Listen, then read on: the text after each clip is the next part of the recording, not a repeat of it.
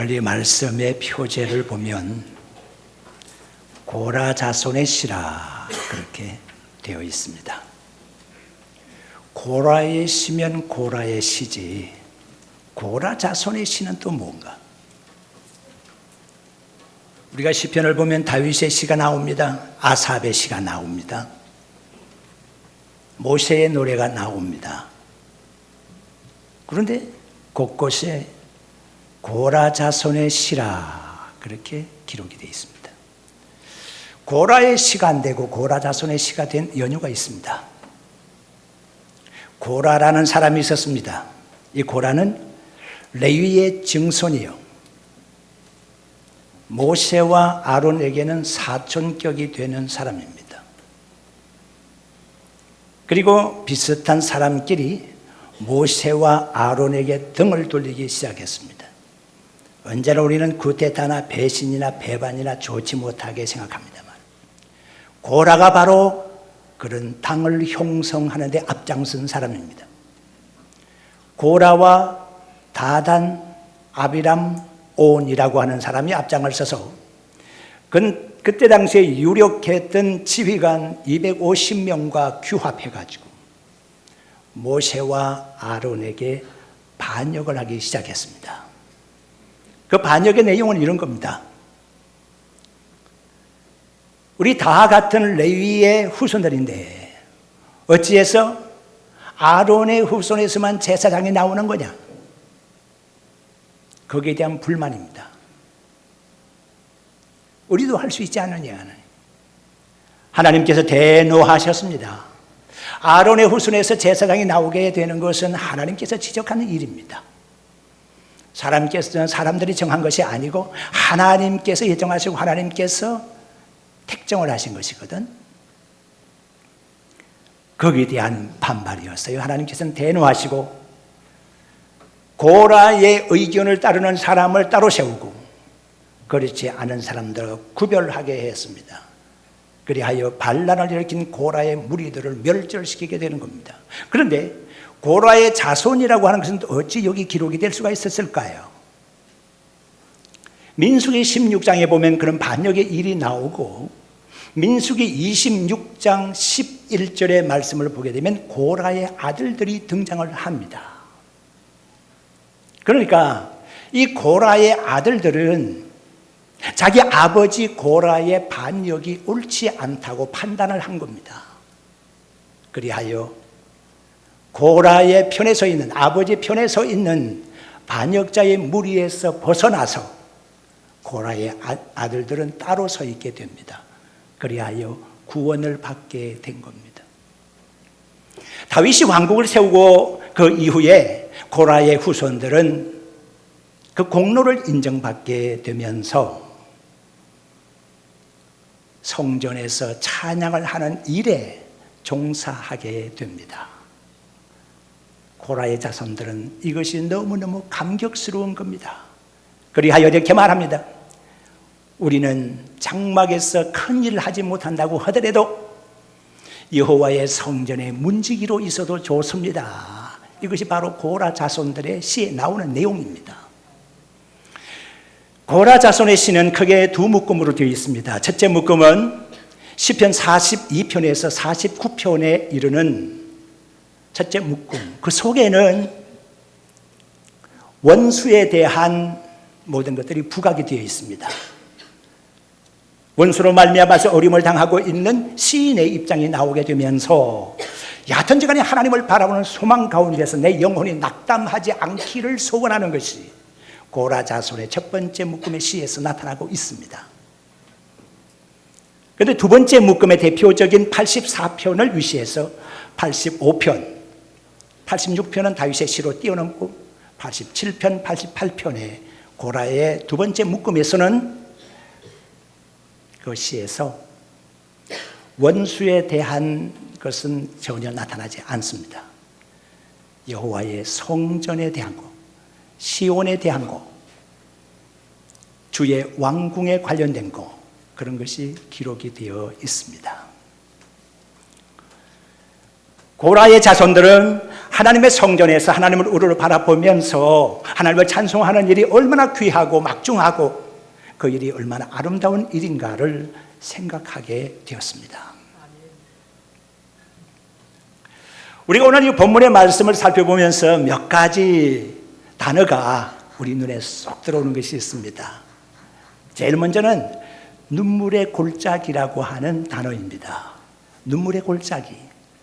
이 눈물의 골짜기라고 하는 것은 눈물의 골짜기라는 이름이 지어져 있는 고유명사의 골짜기가 있는 것은 아닙니다. 그렇다고 하면 우리 인생이 살아가는 인생의 삶의 현장이 바로 눈물의 골짜기가 아닌가 하는 것입니다. 이스라엘 백성들이 광야길을 통하면서 약속의 가나안 땅으로 향하여 갑니다. 광야길을 통하지 아니하면 그들은 약속의 가나안 땅으로 들어갈 수가 없습니다. 그들이 통행해야만 했던 고통과 절망스러웠던 광야의 생활이 바로 눈물의 골짜기라 그렇게 생각할 수가 있을 겁니다.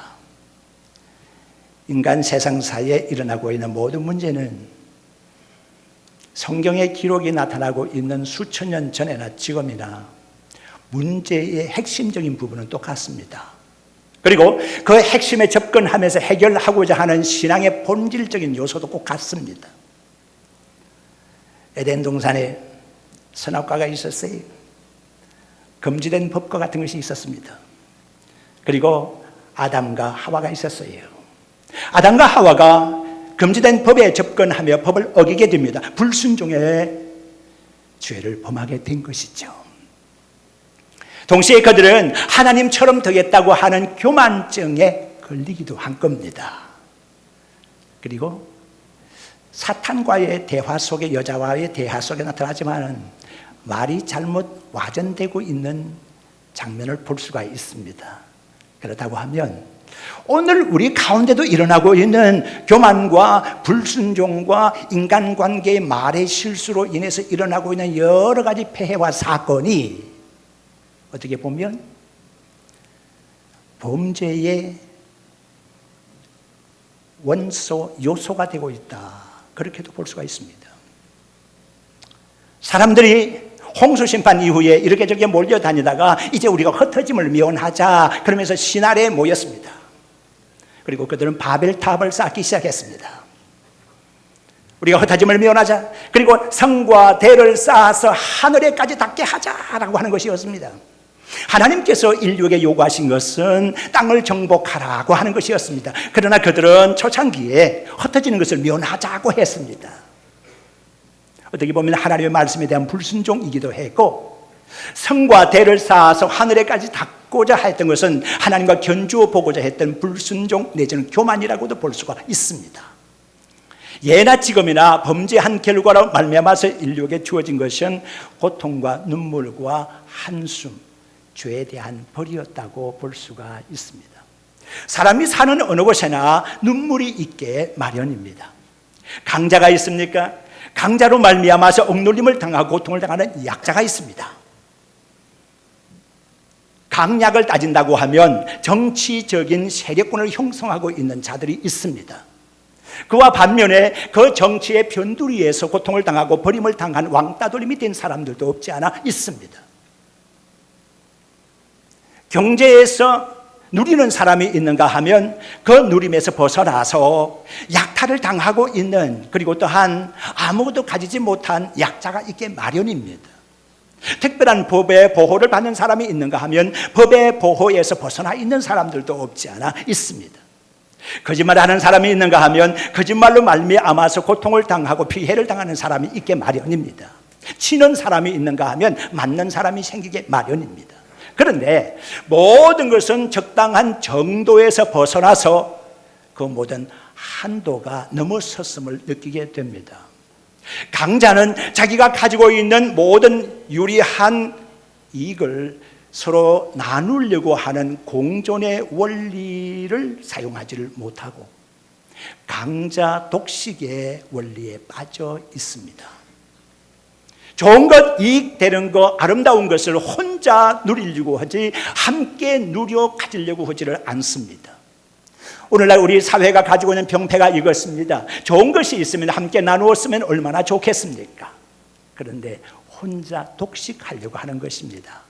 그것은 대표적으로 신앙이 있다고 하나님의 마음에 합치하다고 그렇게 표현이 되었던 다윗에게도 나타났던 폐해입니다. 다윗은 자기가 원하기만 하면 팔을 벌려서 왕궁에서의 많은 여인들이 있었습니다. 자기가 원하기만 하면 말입니다. 그런데 왜 하필이면 자기에게 충성을 다하고 국가에 충성을 다하는 우리아의 아내가 자기의 눈에 들어왔겠습니까? 그리하여 그녀를 범하고 말았습니다. 그 일 이후에 임신한 사실이 나타나게 되었고, 그 임신한 사실을 숨기기 위해서 전쟁터에 나가서 피를 흘리고 싸우고 있는 우리아를 불러들이는 겁니다. 그리고 휴가를 주는 겁니다. 휴가 기간에 임신한 사실로 그것을 돌리려고 한 겁니다. 입막음을 하려고 한 겁니다. 그렇게 처리를 깨끗하게 하려고 생각했습니다. 그런데 우리아라고 하는 사람은 어떤 사람입니까? 충신입니다. 나와 비슷한 사람, 나의 휘하에 있는 장졸들이 나가서 생사를 가늠하는 전투에서 싸우고 있는데 나만 어찌하여 휴가를 얻을 수가 있겠습니까? 그러면서 휴가를 거절하고 반납하는 겁니다. 그리고 싸움터에 다시 나가겠다는 거예요. 말릴 수가 없었습니다. 할 수 없이 군대 장관을 시켜서 뭐라고 합니까? 우리아를 전투에 앞장을 세워놓고 나머지는 후퇴를 해라. 그리하여 전쟁에 나가 있는 우리아가 혼자 전사하도록 만들어라. 그리하여 우리아는 전쟁에서 죽었어. 그 일 이후에 불쌍히 여긴다는 것을 이유로 우리아의 아내를 정식 왕비로 거두어 들이지 않습니까? 이 어처구니 없는 사건은 강자 독식의 원리에 그대로 딱 들어맞는 다윗의 행태라고 볼 수가 있습니다. 물론 그 이후에 다윗은 정말 밤에 눈물을, 침상을 눈물로 띄우는 그런 고통의 회개가 있기는 했습니다만은 한 가지 간단한 사건 속에서도 강자 독식의 원리, 정글의 법칙 속에서의 약육강식의 원리를 찾아볼 수가 있다고 하는 것입니다. 오늘날 세상을 살아가는 많은 사람들 가운데 고통에 밤눈을 붙이지 못하는 사람들이 많이 있습니다. 이런저런 일로 인해서 고민하고 걱정하면서 왜 이렇게 밤에 시간이 가지 않느냐고 말입니다. 오히려 어떤 사람은 밤눈에 이렇게 눈 감고 잠을 자면서 이 잠자는 그대로 갔으면 좋겠다, 내일 아침에 날이 밝지 않았으면 좋겠다고 생각하는 고통 속에서의 밤을 지나는 사람들이 간혹 있다고 하는 얘기입니다. 이런 자들의 눈물을 우리가 어떻게 이해를 할 수가 있겠습니까? 인생은 참으로 자기만이 짊어져야 되는 십자가가 있게 마련입니다. 나의 십자가를 남편에게 또는 아내에게 던져줄 수가 없고, 부모의 십자가를 자식에게 줄 수 없고, 자식의 고통을 부모가 대신 질 수가 없습니다. 군에 가는 자식이 참 아깝다, 이 기간 동안에 참 더없이 참 좋은 기회인데 군에 가게 되면 이거 좀 잘못되지 않겠나 싶어서 부모가 대신 가는 부모가 있습니까? 자기가 해야 될 일은 자기가 당해야 되는 것이거든. 우리가 살아가는 삶의 현장에는 이렇게 자기가 아니면 대신 전가할 수 없는 일들이 많이 있습니다. 이로 말미암아 여기저기에서 눈물의 신음의 고통 소리가 들려옵니다. 인류의 역사는 눈물의 역사입니다. 그래서 눈물의 골짜기라는 말이 오늘 이 본문의 말씀에 나타나고 있는데 우리의 가슴을 치는 듯한 단어라, 그렇게 볼 수가 있습니다. 그런데 이렇게 눈물 흘리는 사람에게, 애통하는 자에게 필요한 것이 무엇일까요? 그것은 곧 위로라고 볼 수가 있습니다. 오늘 이 본문의 말씀 속에서 샘과 비에 대한 말씀이 나오고 있습니다. 메마른 땅을 갈 때에 위로가 된다고 하면 샘을 발견하든지 비가 쏟아지든지 둘 중에 하나 아니겠습니까? 둘 다 쏟아지고 솟아나면 더없이 좋은 것이고요, 이스라엘 나라에는 강우량이 굉장히 부족합니다. 그래서 파종을 할 때는 비가 와서 땅을 적셔 주어야지 뿌리를 내릴 수 있지 않겠습니까? 그때 파종을 하는 겁니다. 이런 비가 필요합니다. 그리고 열매가 익어갈 때에도 비가 와야지 열매가 익어갈 수 있는 힘이 생기는 것인데 그때도 늦은 비가 필요한 겁니다. 이스라엘 나라는요, 강우량이 부족하기 때문에 하늘만 바라봅니다. 농사 짓는 농사꾼들이 하늘만 바라봅니다. 비가 오기를 기다리는 겁니다. 이른 비와 늦은 비를 기다리는 겁니다. 그리고 그들 가운데는 목축하는 사람들이 많이 있었습니다. 어디로 가든지 사람이 마실 물이 필요하고 가축이 마실 물이 필요하지 않습니까? 그들은 가는 곳마다 샘을 팠습니다. 다행스럽게 샘이 나오면 다행이지만은 10개 중에 9은 실패하기가 쉽습니다.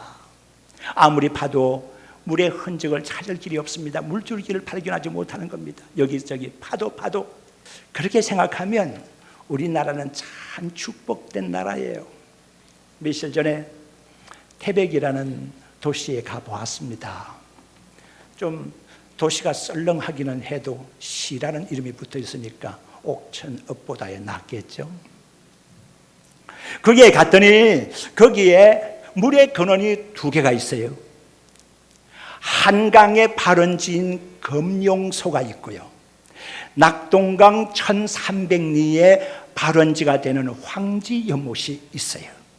근데 금용소는 좀 떨어져 있어서 접근하기가 어려웠고, 대신에 도시 한가운데에 황지연못이 있었어요. 이야, 멋있더라고요. 가서 보았어요. 물이 엄청나게 깨끗하고 그 연못 밑에서 물이 솟아나는데 그 물이 계속해서 흘러내려가는 거예요. 한때는 태백 시민들의 상수원 역할을 했던 그 연못이라고 그래요. 하루에 용출량이, 솟아나는 용출량이 5,000톤이에요. 그리고 수온이 15도로 맞추어져 있어요. 누가 도대체 이렇게 온도를 맞춰놨는지 모르겠어요. 그러다 보니까 겨울에는 따뜻하게 느껴지고 여름에는 시원하게 느껴지는 것이 그 황지연못의 물이란 말이에요. 여러분, 우리가 가는 곳마다 이 황지연못같이 필요한 생수가 그냥 솟아올라오면 얼마나 좋겠습니까? 그런데 이스라엘 나라는요, 너무너무 메마르고 척박한 땅들이 많아가지고요, 아무리 파도 샘의 근원을 찾기가 어려웠다는 거예요. 고통을 겪어요. 그래서 샘의 근원을 발견해서 샘이 솟아나면 그건 큰 축복이야. 그리고 하늘에서 비가 내려오면 이거는 엄청난 축복이야. 믿음의 성도 여러분, 우리가 살아가다 보면 우리 영적인 위로부터의 하나님의 은혜와 축복이 필요한 때도 있지만, 우리가 살아가는 삶의 현실 속에서 물질적인 육체적인 여러 가지 축복이 필요할 때도 있습니다. 하나님의 은혜 가운데서 충만하게 주어지되 땅에 기름진 것으로 하늘의 영광스럽고 아름다운 것으로 충만한 은혜가 있기를 주의 이름으로 축원합니다. 이렇게 땅에서 솟아나고 하늘에서 쏟아지고 이런 축복이 우리에게 주어질 뿐 아니라 우리의 후손 대대에 주어지기를 주의 이름으로 축원합니다. 이렇게 샘이 있고 그리고 쏟아지는 비가 있다는 말입니다. 그러고 난 다음에 우리에게 또 눈에 띄는 단어가 또 있어요. 그것은 주께 힘을 얻고 시온의 대로가 있는 자는 복이 있다, 그렇게 말씀하고 있어요. 주께 힘을 얻는다. 믿음의 성도 여러분, 힘의 근원이 어디에 있는 것일까요? 우리는 힘으로 조성이 되어 있는 세상에서 살아가고 있어요. 중력이라는 것도 생각을 하게 되고 만유인력이라는 것도 생각하게 되면 모든 우주가 이렇게 살고 이렇게 존재하고 있는 것은 힘이 있기 때문이다. 이걸 우리가 생각할 수가 있거든요. 힘의 근원이 어디에 있는 것일까요? 힘을 주관하고 계시는 분은 누구일까요? 시편 18편 1절의 말씀 보면 그 해답을 하고 있습니다. 나의 힘이 되신 여호와여, 그러고 있습니다. 나의 힘의 근원이 되시는 분이 바로 여호와 하나님이시라는 것입니다. 나의 힘의 근원이 되신 여호와요, 내가 주님을 사랑합니다. 그 힘을 나에게 계속 주십시오, 이 말이에요. 믿음의 성도 여러분, 힘이 동일하면 죽습니다. 어떤 종류이든지 힘이 있어야 우리는 살아갈 수가 있습니다. 뛸 수 있는 힘이 있습니까? 솟을 수 있는 힘이 있습니까? 감사하시기 바랍니다. 뛰다가 힘이 없으면 멈추어 서지 않습니까? 멈추어 서도 피곤하다면 주저앉게 되죠. 주저앉아도 피곤하면 들어 눕게 되는 거 아닙니까? 들어 누워도 피곤하면 가는 겁니다. 숨고르기 운동을 해야 되지 않겠습니까? 그때는 활기가 솟아나야지, 생동력이 작동을 해야지, 어떤 힘이 있어서 세력을 형성을 해야지, 기력이 있어야지, 힘이 있어야 되지 않겠습니까?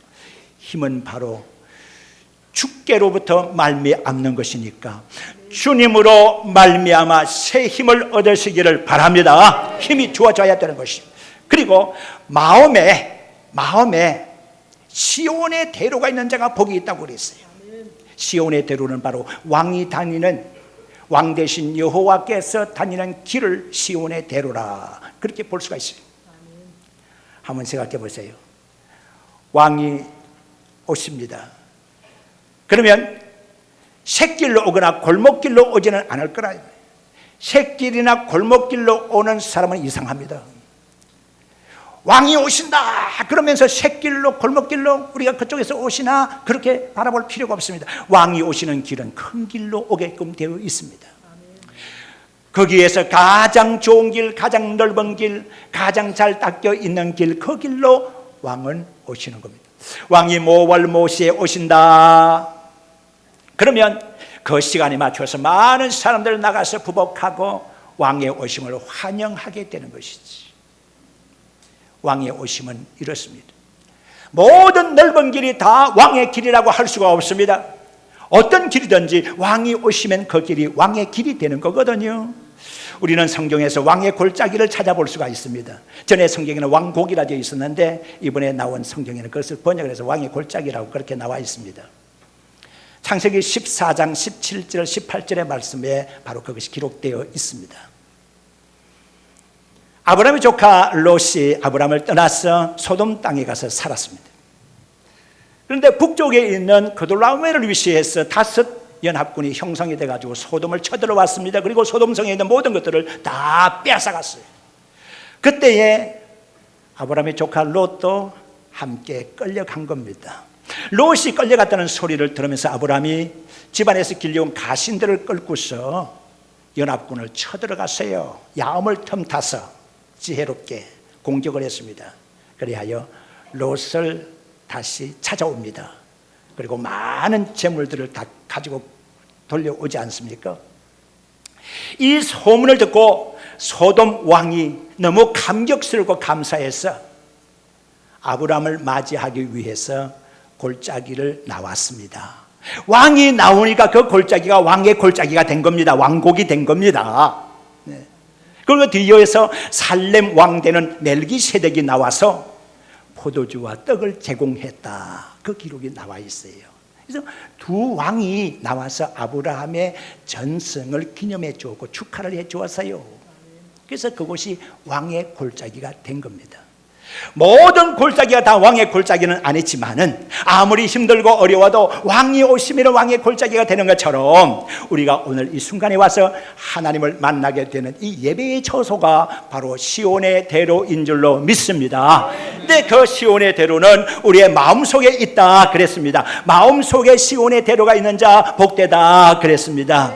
마음속에 불안과 초조함과 불신과 마음에 염려가 있는 사람은 하나님을 만날 수 있는 왕의 길이 예비되지 않는 것을 말하는 것입니다.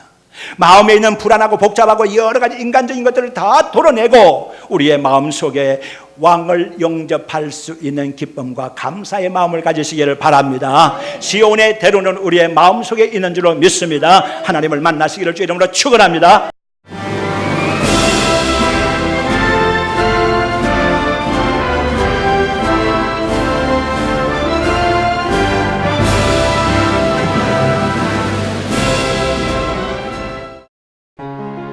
제16회 CBS 전국 청소년 음악 콩쿠르가 9월 19일 청주대에서 열립니다.